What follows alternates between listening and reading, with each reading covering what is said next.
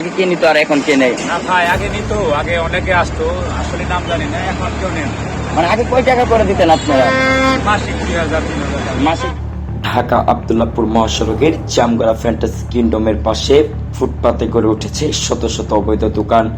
এটি শেষ নয়, এই দোকানগুলো থেকে মাসিক হিসেবে নেওয়া হচ্ছে চাঁদা। জানা গেছে বিভিন্ন রাজনৈতিক নেতার নাম ভাঙিয়ে ফুটপাতের সবজি বিক্রেতাদের কাছ থেকেও প্রতি মাসে নিচ্ছেন 3000 করে টাকা চাঁদা। যার নাম ভাঙিয়ে করছেন এমন অপকর্ম ও চাঁদাবাজি, সেই শরীফ চৌধুরীর কাছে জানতে চাই আমরা।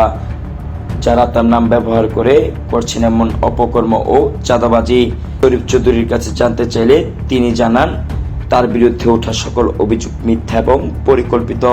তিনি আরো বলেন, কে বা কারা তার নামে এমন অপকর্ম করে তার সম্মান ক্ষুণ্ণ করার চেষ্টা করছে এবং তাকে ক্ষতি করতে মরিয়া হয়ে উঠেছে কিছু কুচক্রী মহল।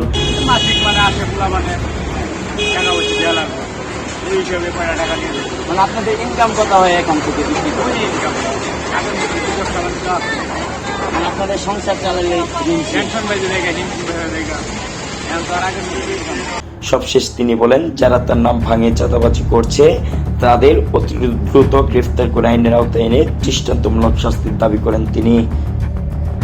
দর্শক, এই মুহূর্তে দাঁড়িয়ে আছি আশুলিয়ার জামগড়া ফুটপাতে, যেখান থেকে মাসিক চুক্তিতে তোলা হয় এই সবজি বিক্রেতাদের কাছ থেকে চাঁদা।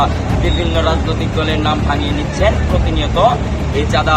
বলতে চাই, যদি আমার নামে কেউ গিয়ে কোনো দোকানদার বা কারো কাছে টাকা দাবি করে বা চাঁদা দাবি করে, তারে আগে সুন্দর করে ধরবে, ধরে আমারে জানাবে, আমি সহ থেকে এইটা কে আমিও চিনতে চাই।